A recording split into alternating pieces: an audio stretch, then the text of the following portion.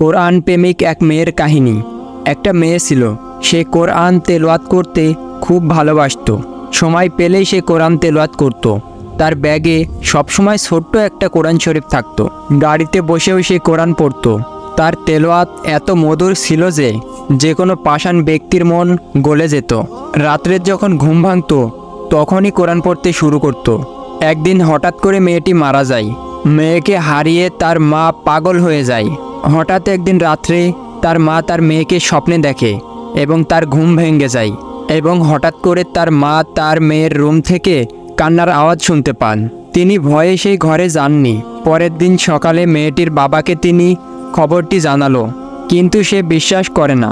পরের দিন রাত্রে আবার তার মা সেই কান্নার আওয়াজ শুনতে পান।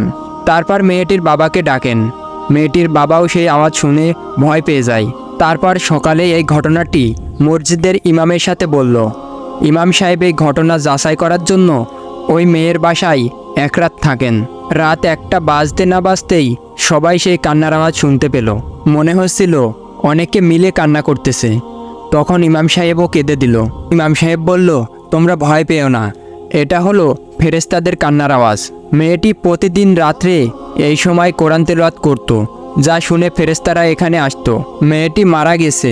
এখন মেয়েটিকে না দেখতে পেয়ে তারা প্রতিদিন রাত্রে এই সময়ে এসে কান্না করে। এই গল্প থেকে আমরা শিক্ষা পেলাম, আল্লাহর সন্তুষ্টির জন্য যারা কাজ করে তাদেরকে সবসময় মহান আল্লাহ তাআলা উত্তম মর্যাদা দেওয়ার জন্য সর্বদা প্রস্তুত থাকে। হযরত মুহাম্মদ সাল্লাল্লাহু আলাইহি সাল্লাম বলেছেন, কোরআন পাঠের দক্ষ ব্যক্তি উত্তম মর্যাদা সম্পন্ন ফেরেশতাদের সঙ্গী হবে। আল্লাহ সুবহানাহু ওয়া তাআলা আমাদের সকল মুসলিম ও ভাই বোনদেরকে এভাবে কোরআন পড়ার তৌফিক দান করুক, আমিন।